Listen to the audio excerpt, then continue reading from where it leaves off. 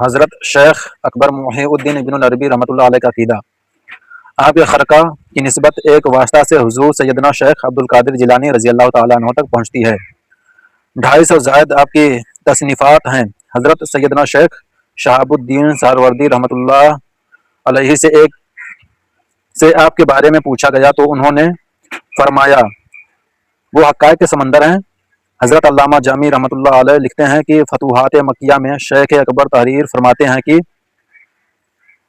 532 ہجری کا سال تھا، ہماری مجلس میں ایک عالم آیا جو فلسفہ کے مسلک کا پیرو تھا اور نبوت کا اثبات جس طرح مسلمان کرتے ہیں وہ نہیں کرتا تھا، خوارق عادات اور انبیاء کرام علیہم السلام کے معجزات کا منکر تھا۔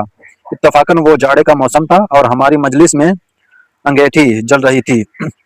آگ کو دیکھ کر اس فلسفی نے کہا عوام کہتے ہیں کہ حضرت ابراہیم علیہ السلام کو آگ میں ڈال دیا گیا تھا مگر وہ جلنے سے محفوظ رہے، لیکن یہ ایک امر محال ہے کہ کیونکہ آگ کا کام جلانا ہے، یعنی ان چیزوں کو جلا دے جن میں جلنے کی صلاحیت موجود ہو۔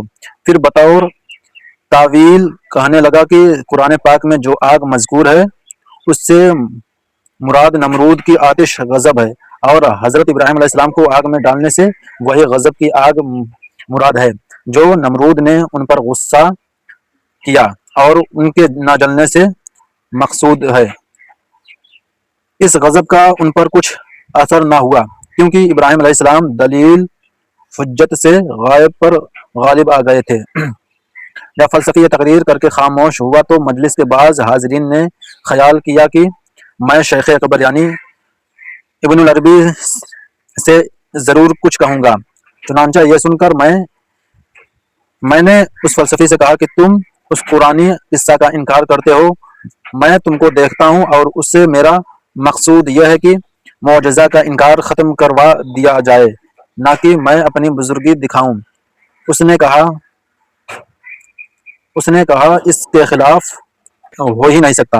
یہ سن کر میں نے کہا کہ انگیٹھی میں وہی آگ ہے جس کے بارے میں تم کہتے ہو جلانے والی ہے۔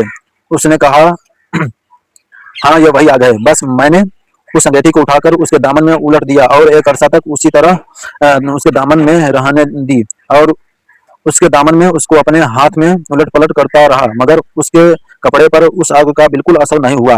اس نے فلسفی سے کہا اپنا ہاتھ اس میں ڈالو۔ جب وہ اپنا ہاتھ اس آگ کے قریب لے گیا تو اس کا ہاتھ جلنے لگا۔ تب میں نے اس سے کہا اب تو یہ بات ظاہر ہو گئی کہ آگ کا جلانا یا نہ جلانا اللہ تعالیٰ کے حکم سے ہے۔